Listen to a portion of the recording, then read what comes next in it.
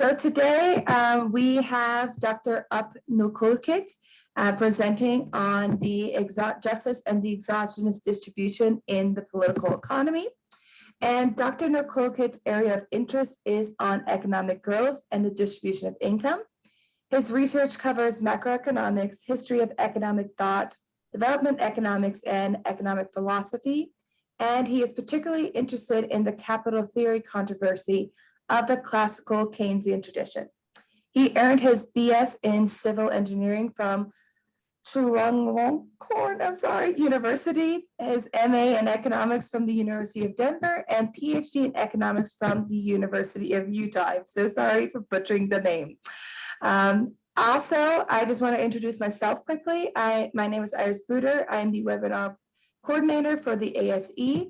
And so now that we've introduced our presenter, I will turn it over to Dr. Nukulkit for his presentation. Yeah, thank you very much, Iris. Thank you for this opportunity to come and present my research.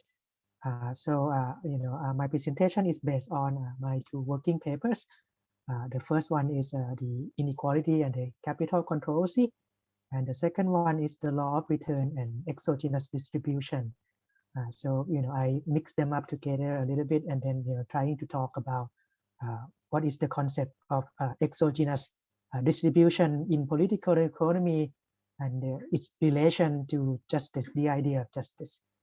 You guys can find my working paper in the Social Research Network website, and also in the ResearchGate if you like to read them in details. Let's start then. I have about nine slide, and it might not take a lot of time, but anyway, so I'm interested in the capital theory controversy, and how to basically solve the system that have the value theory and also price and capital theory in that sense. But then the idea of justice is, I like to say that it is important to political economy because we have the idea of justice and injustice. We see injustice and justice all the time, in a sense, because it is the question of life, class, race, gender, violence, and conflict, and so on. And but anyway, it tells us about something about our human nature, and I would say that we have conscious that is universal in us, and sometimes we like to think about that a lot. So the question would be like, oh, is justice compatible with our science of political economy? I mean, I emphasize the word science because is political economy a science? That's another question. But I would say that yes, justice is compatible to our analysis of political economy. In the area that I'm working on in political economy is the labor theory value and the marginal theory value. It asks the question of, to me, it asks that like why some people are poor and some people are rich, in a sense. So the labor theory say one thing about labor, that's how you have the surplus form. The marginal theory value, they say something about capital and also labor, because that's where your marginal productivity come from. And that's why some people are poor and some people are rich. But well, we all know that this theory are debate. I mean, it's not debatable. It's there are controversy between them and between themselves too, in a sense.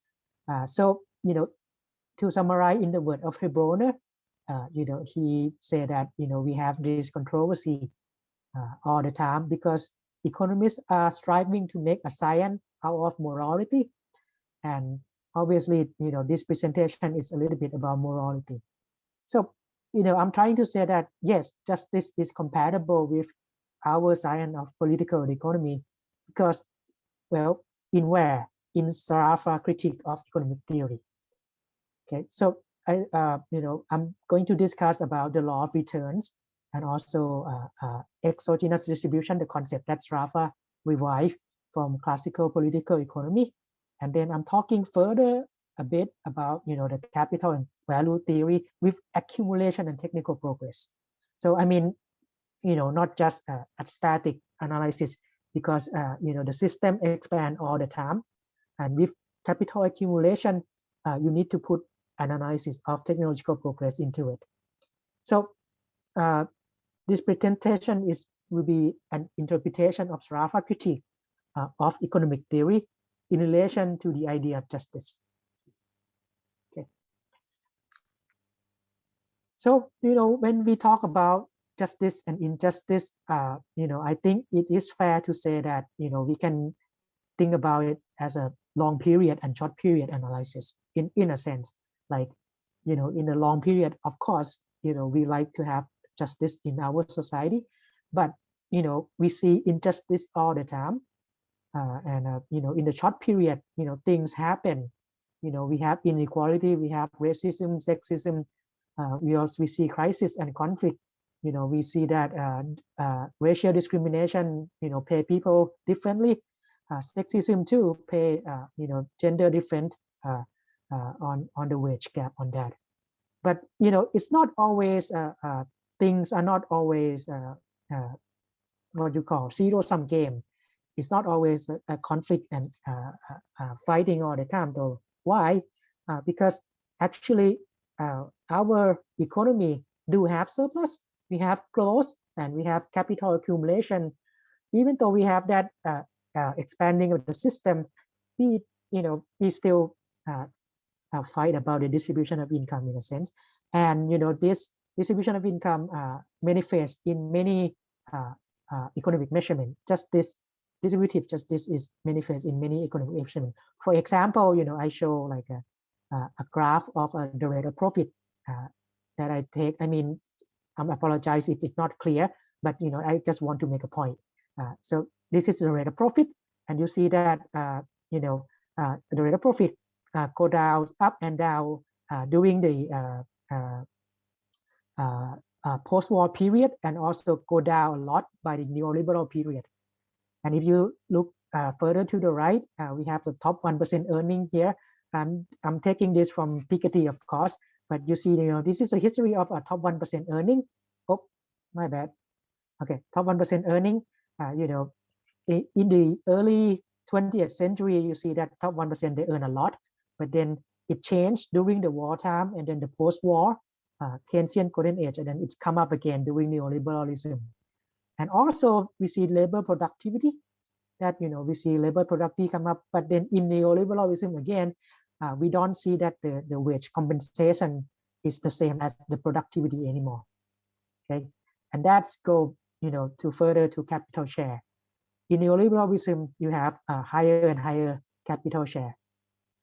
Okay, so these are empirics. These are our economic measurement. But again, I like to say that this might be a market reasoning of how we have to look at this. I would say that to look at this individually, you would not have a complete picture. And a complete picture, we need a more comprehensive, complete picture that I would like to say, oh, Sraffa has it, so that we go on to that. But a complete view has to consider a lot of stuff. And to say this, to summarize, we might have just, in a sense, two issues. The first is growth, because the system is expanding. The second is distribution. Okay, so we have the human nature of expansion, physical expansion, and then we also have conflict in the distribution of income and also distributive justice. But I like to point out one thing, though, to make the system, or like the way we view the world, in a sense, easy, it become abstract, right? And then it become abstract, and then it become what you call reduced, in a sense. And I like to say that it was capital that is the measurement that we economists use uniquely to our science. So moving on to that capital thing, we have, of course, once capital is a unique measure of our science, we have capital controversy, of course. But then I like to point out that actually the capital controversy itself is a debate about the morality of profit. Why? Okay, so the distribution of income between capital and labor is shown here. You have labor share, wage, multiplied by labor or by output, and then that's labor share, right? And then you have capital share, which is the rate of profit, and then capital or by output again. But the question is, we know exactly what is our labor. You can count labor, right? But then there's a problem of counting capital. How do you know what is capital? Is capital stock? Is capital wealth? Or its stock has to be multiplied by price to be equal to capital? So that's the problem. But more importantly, though, because we have to distribute the income to capital, that's more the problem, because we need to say, oh, what is the moral of profit? So in the labor theory of value that originate from Smith, Ricardo, and Marx, profit come from labor. Okay, so the surplus that we create every time it's come from our labor, but however, though, I like to point out that, but if you use that worldview that profit come from our labor, and you put it into the complete system, when there's some inconsistency into it, and this inconsistency is well known because Marx has his transformation problem, and Ricardo has his invariable measure of value that he need to find it first in order for his system to be complete. And this also apply to the marginal theory of value. Jevon, Bomberberg, Vora, Wicksell, and so on and so forth. They say that profit, the source of profit, the moral profit, come from capital and the round-bounded process of time. Basically, profit actually doesn't come from labor. In contrary, it comes from time period. It comes from property. It comes from capital. Again, once we put this worldview about the source of profit into the system and make it look at it in a complete worldview, you will have you can see there's some consistency in it. We have a famous capital reversing and reswitching, which means that once you change the rate of profit, the distribution schedule, and there's a reversing of a technique that you use. And then also, reswitching of the technique, it might go back and forth. But then once you have the reswitching of technique, you will have the reverse a value of capital also. Okay, and but that's one critique, but I like to point out to one other critique that might be a little bit more important than that, because this is not because the system is actually dynamic expansion. So there's a question about history and equilibrium into this too. How can we, explain the history through time, not just static analysis? All right. So yeah, and then I add one thing here, that the Keynesian paradigm. We're still talking about the moral of profit, but actually the Keynesian, I like to point out that they don't really focus on where the source of profit come from, but they're trying to say, this is a paradigm of adjustment. We see profit, but we like to determine what is the rate of profit that we will have the full employment. So I think the Keynesian has one advantage beyond the labor theory of value and marginal theory of value, in a sense that they try to talk about the short period adjustment to the rate of profit that we have full employment. To the long period full employment, of course. So, once we have profit, right, we have a simultaneous expansion of the capital profit. You go to accumulate more profit to become accumulation of capital. Once you have capital accumulation, you need a theory of technological progress. Why? Because you need to determine the direction of it. It become hard in a sense that in the dynamic system, it's not just you need to explain history too with equilibrium. So in the growth and distribution literature, we add technological progress theory into this. However, I like to point out that all of our technological progress theory assume externality. So what do I mean by externality? So you might heard about endogenous growth theory, right? Because this system is endogenously growing. But if you look closely into those endogenous growth theory, it's not exactly endogenous. You might have a endogenous capital accumulation, but you have to assume something on that. You have to assume that, what is what is the character of technological progress it would be. So basically, technological progress theory, no matter who do it, neoclassical, Marxian, Keynesian, we always assume externality. So we have a keyword such as technical progress, choice of technique, technical change, maximize profit, technical change. We have a type of technology that say, this is neutral technology, this is biased technology, this is augmented capital theory. I mean, technology, this is capital using theory. I say this because, not to confuse you, but just to say that, well, maybe there's too many terms on that.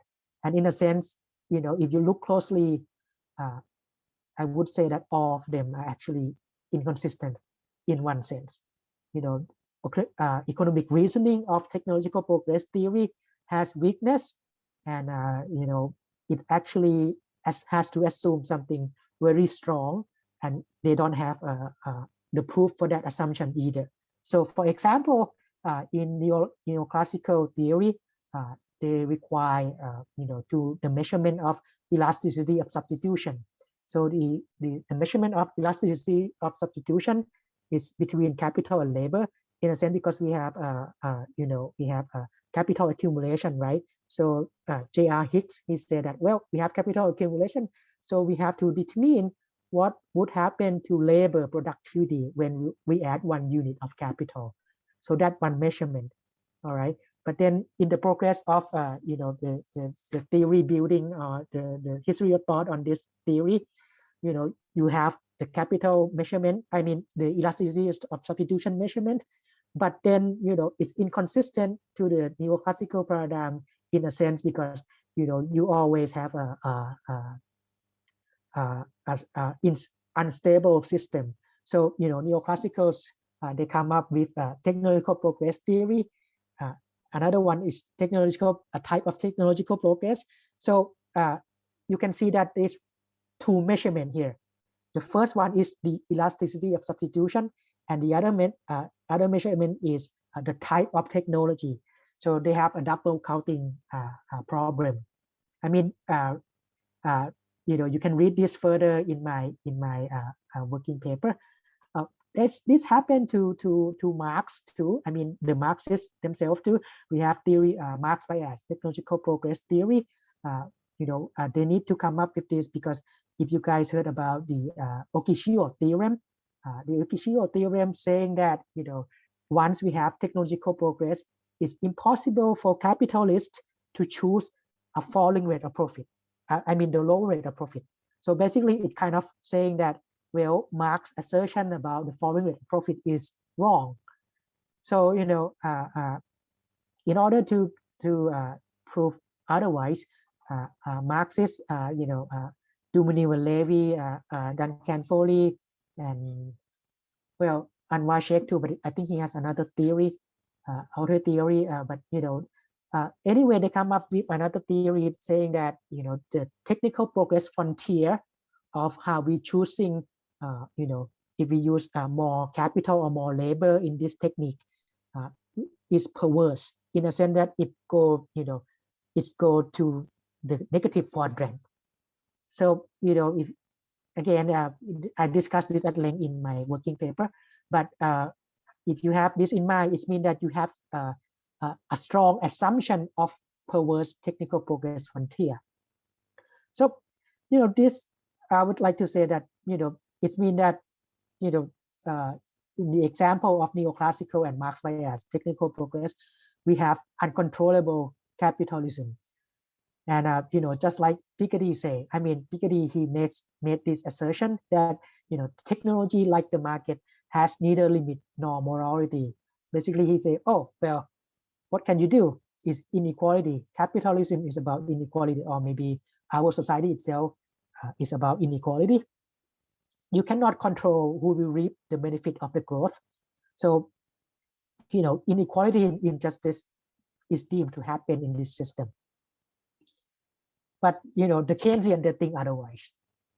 The Keynesian, they have, of course, not today Keynesian.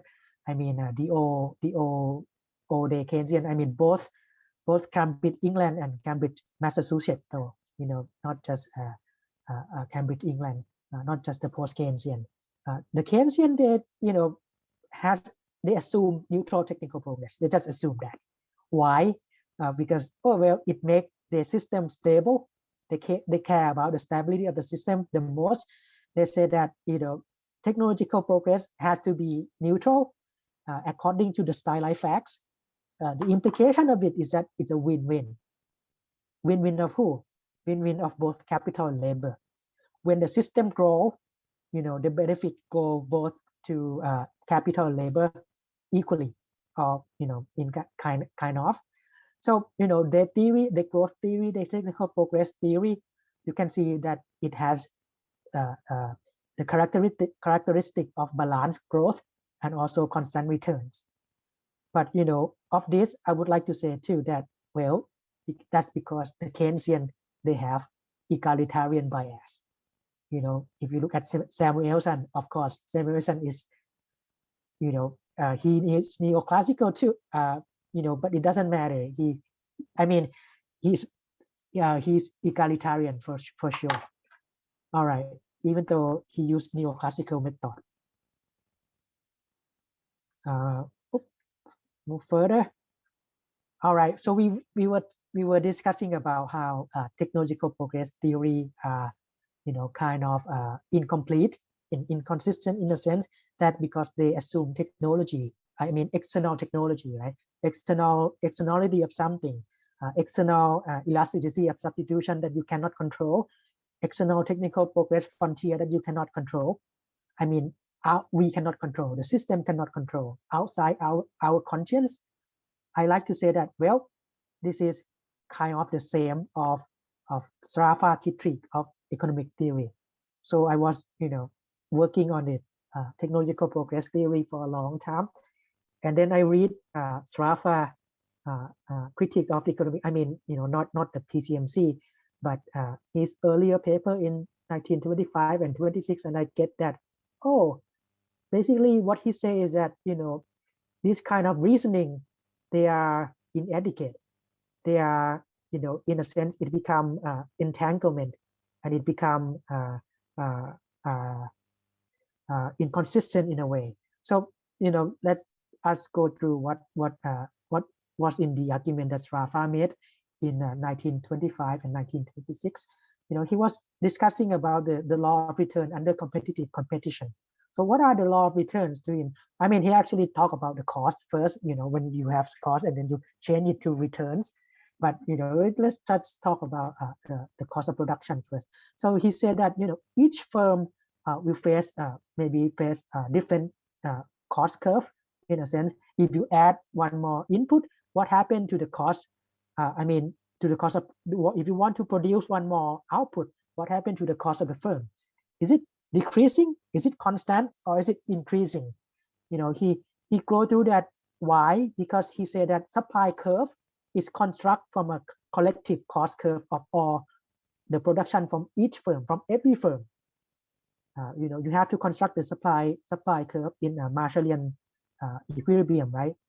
So, however, the determination of each firm cost itself is actually subject to external factor in different industry and different firm with different costs and returns. So what he means is that, if you are trying to produce, let's say a laptop, you cannot produce it by yourself. I mean, it's kind of impossible in a sense. So you need you need a semiconductor from somewhere. You will need a plastic from somewhere.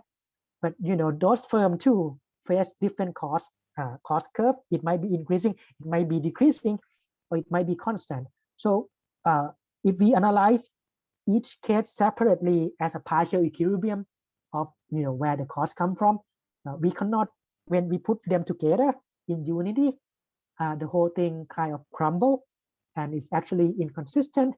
So what he says is that competitive partial equilibrium cannot capture this externality. We have interdependency of every kind of production and price. So it's most likely result in perfect competition. So of course this is the start of Joan Robinson imperfect competition. And it starts from this idea. And Sarafa said that the most possible case, I mean, this is very tiny detail. He said that the most possible case for competitive equilibrium is constant returns. In other words, it has to be neutral, it has to be balanced growth, it has to be win-win in a sense. But he made this assertion in his Italian paper, if I remember correctly. Why? Because he's trying to say, oh, if you assume constant return to scale, I mean, not to scale, constant return in a sense, you will have it that the system actually contained and it can become consistent. So even though he said that constant return might be the case, that the most possible case, he actually doesn't believe in it. And we know right away that in the 1960s, he the production commodity by means of commodity, he said in the prelude that his analysis doesn't concern any returns on anything. Even constant return doesn't matter. All right. So he replaced the law of returns with exogenous distribution. Okay. And exogenous distribution, I mean, he didn't replace, he revived. He revived the idea of exogenous distribution from the classical economist. And in my interpretation of Sarafa, in his critique of economic theory, both in the early 20s and also in the 60s, in his production of commodity by means of commodity, I think what he's trying to do is that he critiqued the pure economic reasoning. He's trying to say that this is not enough. You can't say why some people are poor and some people are rich by economic reasoning. That's why, I think it is fair to interpret Sarafa in the sense that he obviously considered justice into this. Okay, so I would like to interpret in a sense to imply that, well, what he means by exogenous distribution is actually connected to the idea of justice. Because what is justice? We cannot say what it is, right? It requires a lot of things. It requires us. There's a problem of knowledge on that. We don't know exactly what is right and wrong, but we know we have right and wrong.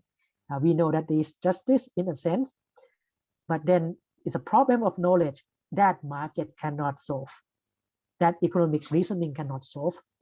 So distribution and justice become the problem of knowledge.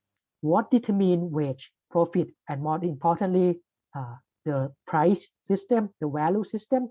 Sarafa say what determines wage, profit, and price is come from exogenous distribution. The distribution of income that come from our society, our conscience. I mean, he didn't say the conscience, but I just add that. But so basically, economic reasoning is inadequate to determine the return to the work of factor input, marginal productivity, human capital, labor market, balance process.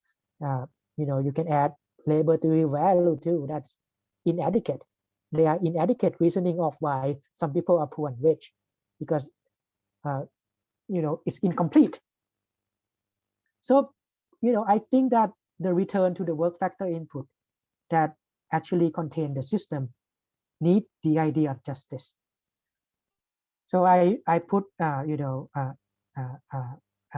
equation here. I didn't actually prove it much, but if you add the assumption of full employment profit rate of the Keynesian with the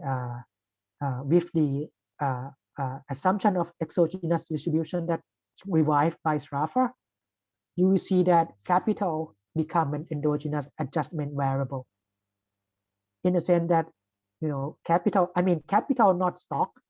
Stock is stock, like there's a factor of production, but the concept of capital itself become an adjustment variable, endogenous adjustment variable.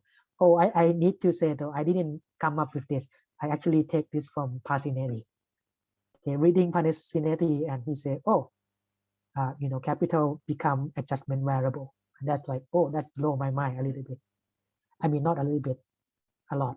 But but once we add with talking with technical progress, a dynamic expanding system such as our can incorporate, need to incorporate, actually need the concept of justice to answer the stability question, most importantly in history and equilibrium, from the short period analysis to the long period analysis.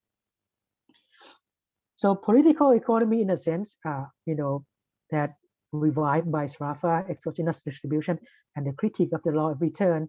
I like to say that the distribution of income here goes beyond the market and economic reasoning. Crises actually are not shocks, but they are spontaneous order. Of course, spontaneous order is famous by Hayek, right? But it's actually not. They come from Polanyi. Not Karl Polanyi, Michael Polanyi, but okay, they are spontaneous. Anyway, crises are not shock. What do you mean by that? In the long period, adjustment appear in every form, not only market adjustment, not only financial crisis. Drastic change appear all the time. Political crisis, and we also see war. We also see right now we have pandemic, right? So I like to put further that political economy is not just about economy, it's about our conscience and physical growth too. It's about the whole system of our humanity. Okay, so if you look at the picture here, I took it from Piketty, of course. You see that the capital labor split. The distribution of income in France. The top what you call the black dot is labor income, and the bottom white dot is capital income. So you see the progression and the evolution of it, through the history. You have the period of worker movement Marxism. You have imperialism. You have World War I, World War II. Keynesian stagflation, neoliberalism, so on and so forth. But however, though, in Piketty, he explained World War I and World War II as something as a shock. He explains the destroying of capital stock as a shock. It's not spontaneous. It's not about the crisis of our conscience. That's why why the political crisis is outside economics to that way of thinking. So, but I like to point out though, no, I think that political economy has to consider political shocks, war, crisis, pandemic itself as endogenous, as spontaneous. Okay, because capital itself, is different concept than stock. They are not factor of, it derived from factor of production, but it might not be the factor of production. Capital is a way bigger concept than that. It might be something about our conscience. It might be about our metaphysics of how we view the world itself. So to close my presentation, I like to raise the question to our human nature. the human nature of the idea of justice, human nature of cooperation increasingly turns and division of labor. So what happened is that, we have an expanding system, right? But then with that expanding system, we need the idea of justice to distribute that, the income for our life, our livelihood and such. So, in the short period, of course, we have injustice, we have conflict, we have issue of inequality, racism, sexism, violence, politics, and war.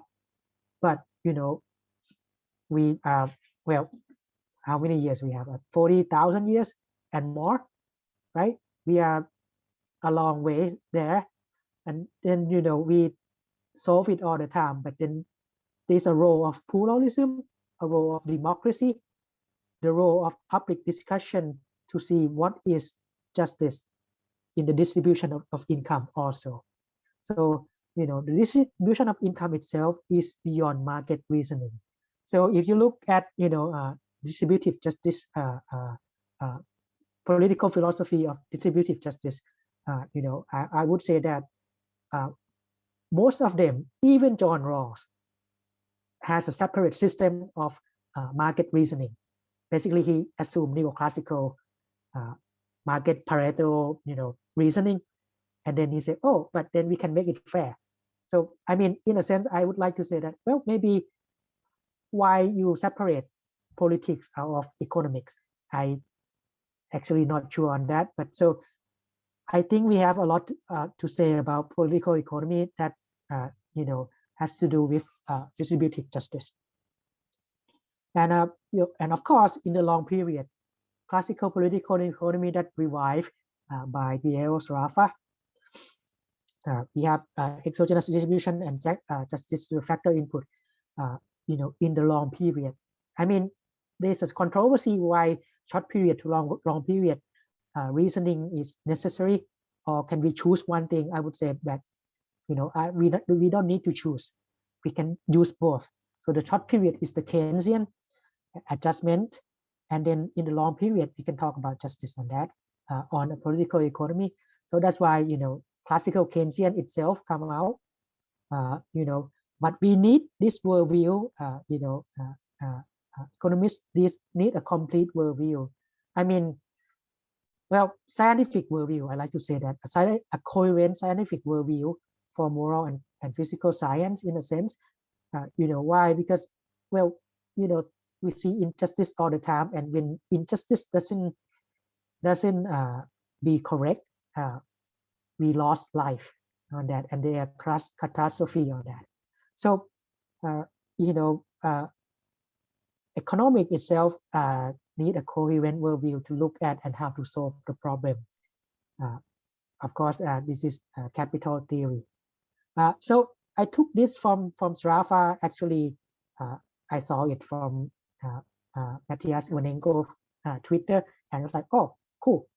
And and I look further, what does it mean by so Sraffa has his paper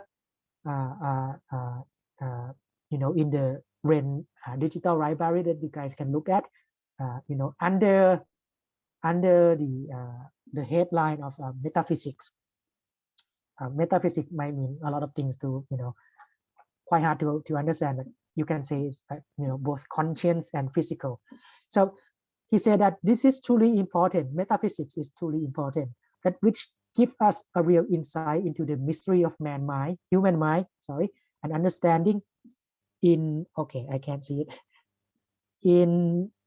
into the deep unknown relation of individuals between themselves and between the individual plus society, the social, or rather the class mind. It is terrific to contemplate the abysmal gulf of incomprehension that has opened itself between us and the classical economists.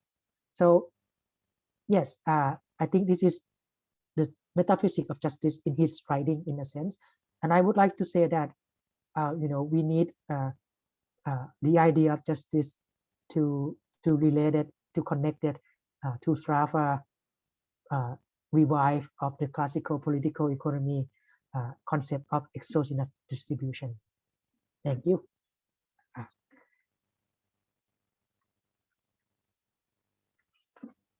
Well, thank you very much for your wonderful presentation. I thoroughly enjoy that.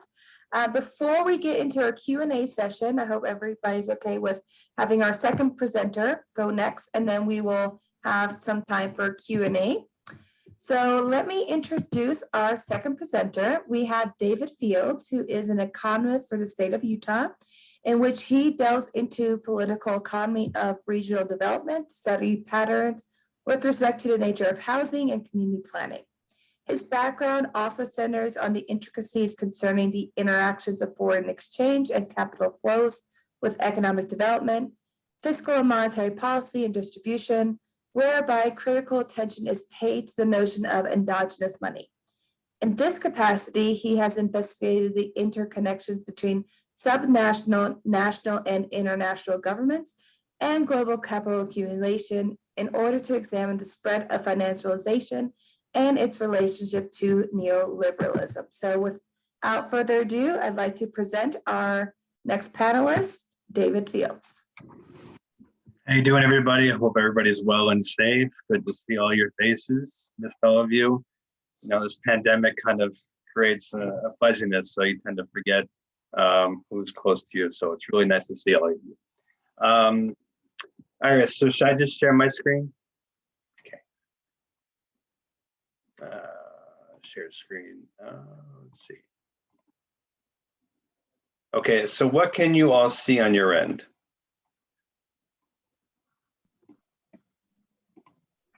There you go. Okay, cool.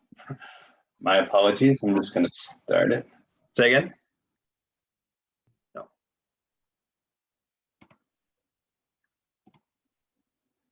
Sorry.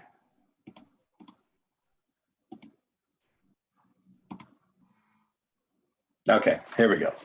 Okay, so this presentation is meant to, you know, oftentimes we talk about justice and what is justice, and justice is, you know, human dignity. Justice is respect. Justice is making sure that there's social equity. So there are many definitions and facets of what justice constitutes.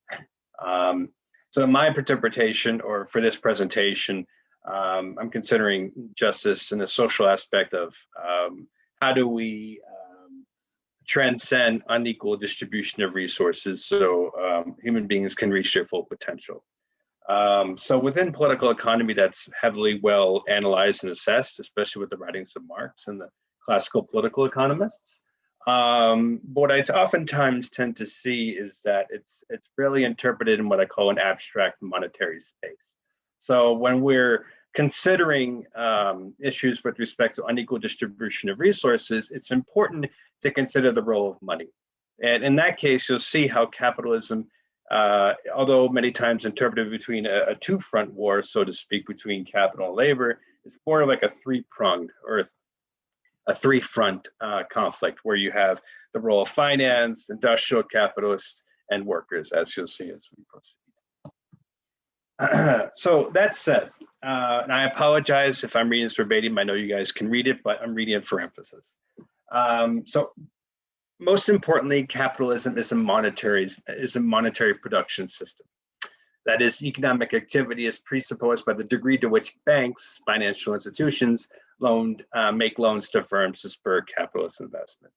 And if you have questions on the citations, I have a bibliography at the end. So just ignore. You can see the reference there, but if you have questions, that I can show you at the end. The laws of motion of capital accumulation with capitalism is determined by the need to expand output, is therefore christened by the means of banking. That said, in order for capitalism to be set in motion, to in fact proceed, you know, accepting that they're the role of spontaneous crises and contradictions, as my colleague Up pointed out, it depends on the struggle for economic existence as shaped by the deontic power of credit granting. So here I have a diagram, okay? And I have these very great quotes, in my view, from Keynes and Kalecki that kind of discusses this, or kind of highlights or manifests this three-pronged warfare, so to speak, that capitalism constitutes. But I'm just going to focus on the diagram to show you how the role of credit is involved with capitalism. Now, I'm sure many of you are aware of this, but just for reiterance, I'm going to mention it here.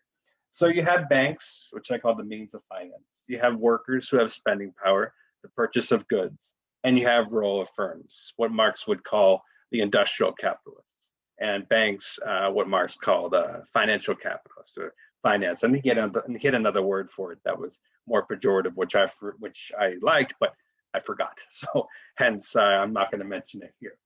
So here's the diagram how it works. Okay, banks essentially use money out of fiat credit to make loans to firms so they can go ahead with enough capital to produce goods, to pay for workers as residual wages, and workers therefore have spending power to purchase said goods, and the system perpetuates itself.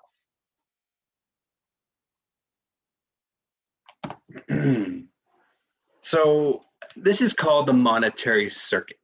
Okay. Now it's through the writings of Saccaracia, who else? Graziani. There are other ones who have talked about the monetary circuit, but in a nutshell, it goes like this. The role of banks is to grant capitalists absolute command over property, allowing firms to pay out money for capital goods in the wage bill to keep production distribution going in advance of receiving profits. So we know the famous Marx equation of MC(M prime), but it doesn't work automatically in the sense that capitalists already have the means of production to set in motion said process. There's actually something before M, the role of the money they have, and that's credit. And you'll see that equation in the next slide.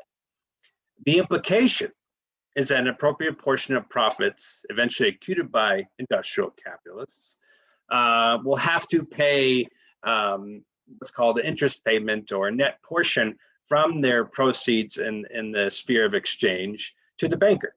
So it's not just MC(M prime) and all of surplus value goes back to the original firm that produced or that hired the workers to produce products. They have to account for netting interest payments to banks, all while the worker still has a high rate of exploitation, to use Marx's terms, meaning that they're not getting the full value of the product that they produce.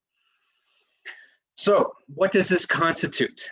Well, we can use Marx's reproductive schema, but expand it, where I would say M star, C prime, M prime, M star, where this takes into account the role of banks. So it takes into account the role of interest payments to the financier out of realized profits. As such, not only is there exploitation of labor concerning the extraction of profits at the point of production, but there's also a conflict within the capitalist class itself, which is very interesting. So as firms working on credit, they must contend with the proceeds relegated to the banking sector. So oftentimes when we're talking about capitalism from a political economy, Marxist political economy perspective, we tend to forget that there's an adversary, sometimes cooperative with industrial capitalists. Yes, there's a conflict between workers and capitalists as an entire unit, but then there's an internal conflict between those folks who are engaged in actual physical production, long-run sales and growth, and those capitalists that are offering finance. How much should go to net interest? How much should go towards proceeds for the product that was sold in the sphere exchange? And how much bargaining power do workers have to ensure that none goes to interest payments and none goes to the industrial capitalists? But that's a political discussion that we can engage, but maybe for another time. So that said, this is where I bring up Srafa, who is very poignant in understanding this. So when we're talking about the rate of profit, which Marx said is derived from the rate of exploitation, what's inherently, or the center of gravity is the rate of interest, because without credit, the capitalist motion or the capitalist process can't proceed. So and Srafa pointedly noted, the rates of interest regulate the rate of profit. That said, the president of finance makes it so the actual center of distributive conflict, or I would say another facet, not because I don't want to take away from the conflicts at the point of production, but also lays out at the point of finance or in the abstract sphere of credit, which is governed by exogenous variable that reflects the leverage of credit. If credit's not there, or if credit's too expensive, it can be unsavory, as this next passage states. So, for instance, let's say we have a high rate of interest, like the Volcker shock that took place in the early 80s, which when people say, well, it broke the back of labor. But the question is how? Well, this is how. High rates of interest would induce firms to perform short-termism, what we oftentimes call nowadays the shareholder value orientation of management, where it's all about short-term profits as opposed to long-run sales and growth. So industrial capitalists are encouraged to extract as much immediate profit in the sphere of exchange in the short run because the cost of credit is quite expensive.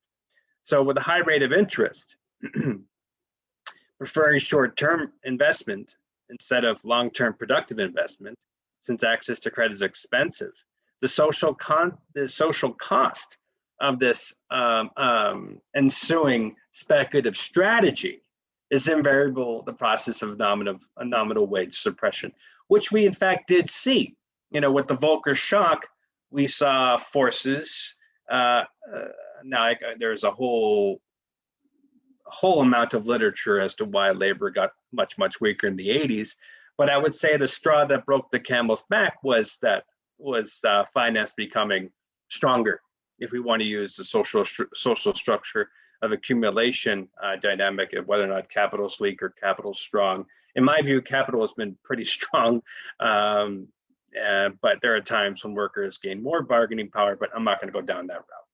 All I'm saying is that the role of finance has a significant play when we're talking about the unequal distribution of resources, when we're talking about capitalism as a mode of production within an abstract monetary space.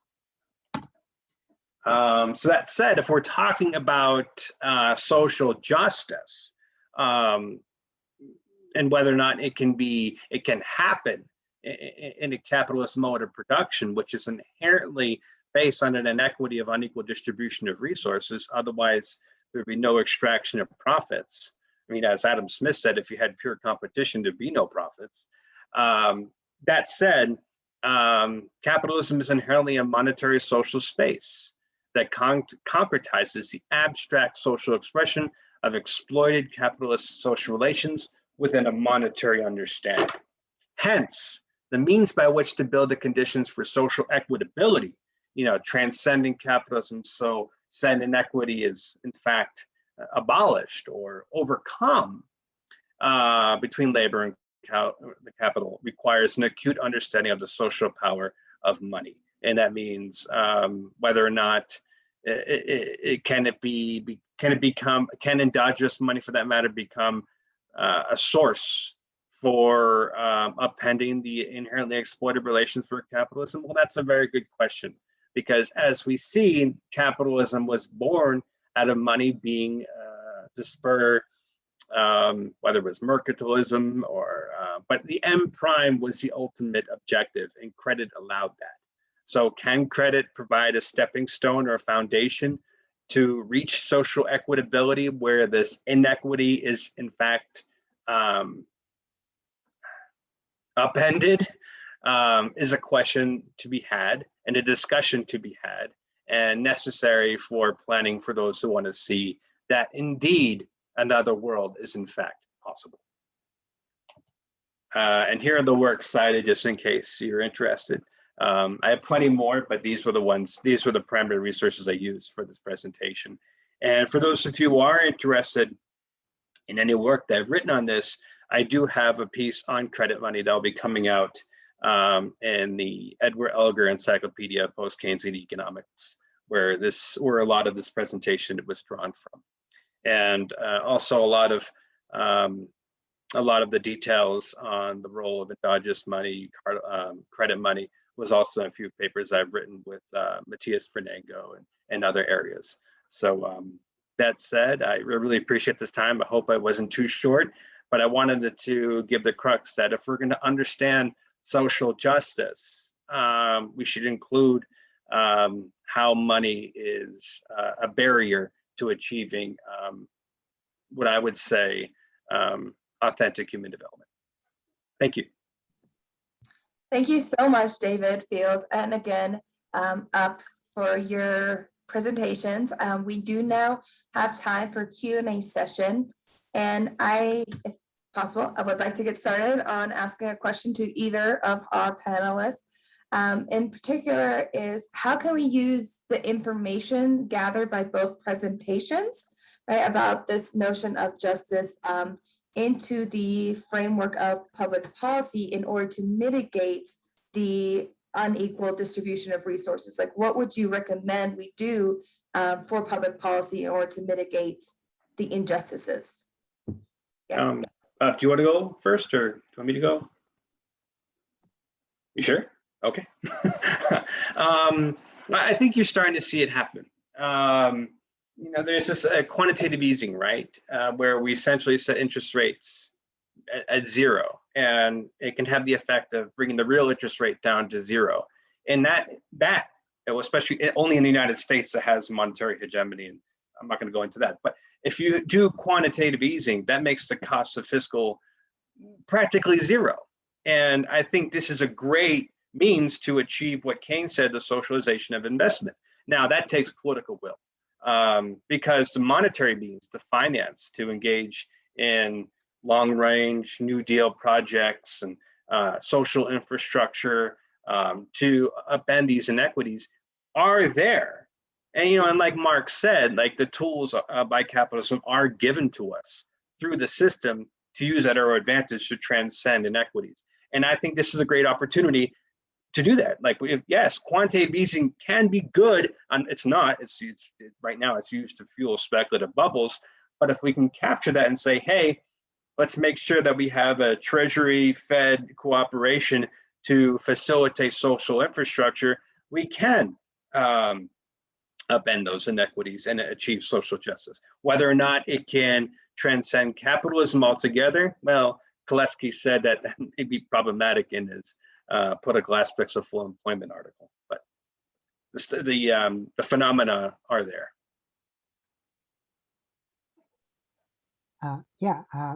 Thank you. You know, for me, the question of the policy itself has to be that, you know, we need to recognize the role of politics, the role of pluralism, the role of, you know, social movement in economics, because, you know, there's, I think, in the mainstream, maybe a lot of right-wing thinking, you know, they have a separation of you know, market out of politics in a sense, and they say that they use market as a mean of knowledge processing, which, you know, yes, there's a knowledge processing in the market, but basically, if you have a, you know, a worldview that actually politics do a lot of things for us, you know, actually politics determine our distribution of income, or like, you know, the role of pluralism of what public discussion that we have,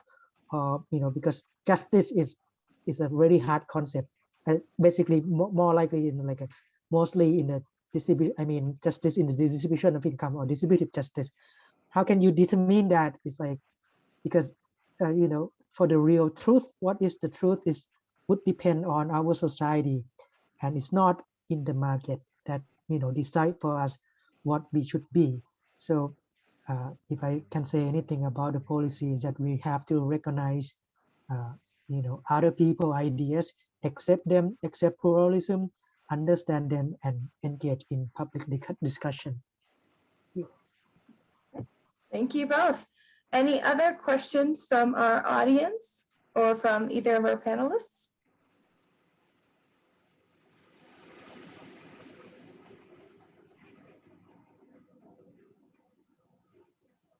I have a question for Up, where I'd just like maybe to hear his comments on it. These were both really stimulating papers, and I have just a long list of things that I would love to talk about. I don't know if necessarily have direct questions. And this is the measure of a good, right, presentation where you're like, well, let's go get a cup of coffee and talk. Nonetheless, or that there's the sort of idea where a sale is a resolved problem, right? Where there's the talk about that the market period is a place without conflict, that it's all voluntary. And so in your analysis, something happens from this, as we consider time, right? That you have a series of solved problems, but then actually over time, something else happens, right? I think there's a lot of ways to address that framing, but I was just wondering about how you start thinking through that. Okay, let me reiterate your question. I'm not fully understand, but you're saying that the market can be the place where no conflict, that we can have consent in something. Is that? Yeah, I think that's the basic sort of neoclassical assumption, right? You wouldn't buy anything unless it improved your well-being, right? So that in the short market period, what you have are a series of just outcomes. I do have things to say about that. I mean, obviously, I just read an article about the notion of consent. I mean, not an article, the news about in China, that because they have a Me Too right now about that, is consent enough? If consent of sexual consent enough? And then I'm thinking, oh, what about the calculus of consent? In a sense that well, I would say that yes, you engage in you engage in the market, and you use means to buy things, and that's consent, right? You engage in the market, but then you buy stuff, and then you have the consent of both the supplier and the seller. I mean the buyer. I'm sorry, right? But then actually no, consent is never enough. So you might be able to buy things in the market, but what if the market itself, they have consent into it, but they didn't consider power relation. They didn't consider what about opportunities, because we engage into the market with people. Some people might not have opportunities to do other things, and they have to be doing this because they don't have opportunities. Some people might have to be coerced into this transaction, especially sexual transaction, prostitution and stuff. But anyway,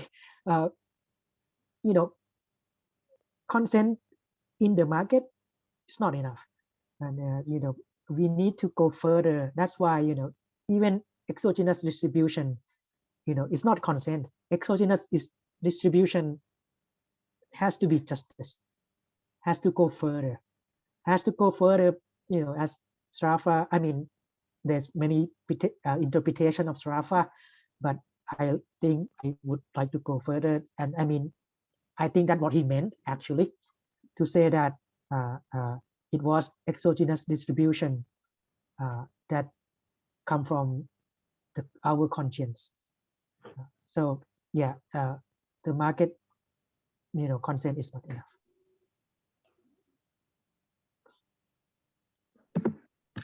Any other thoughts or questions for either panelists?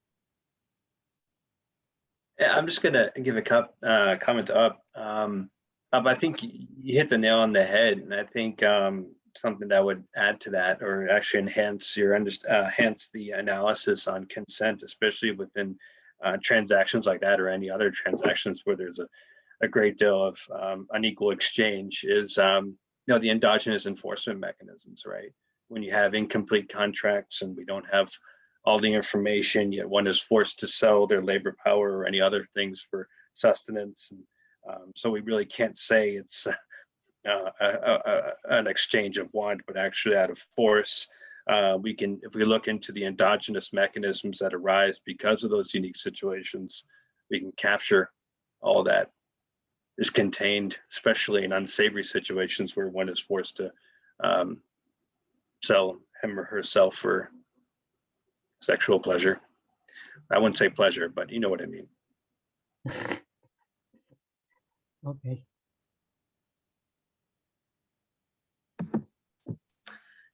All right, if there are no other questions or comments, I again would like to sincerely thank both our presenters, David Fields and Up Nukulkit, for the wonderful presentations. I think bringing in this concept of social justice in the political economy is or should be on the forefront of policy. And again, cannot thank you enough for presenting. And if anybody has any further questions or comments, feel free, please feel free to reach out to me or directly to David Fields or Up Nukulkit for that. So again, thank you so much. And I hope everybody enjoys the rest of the day.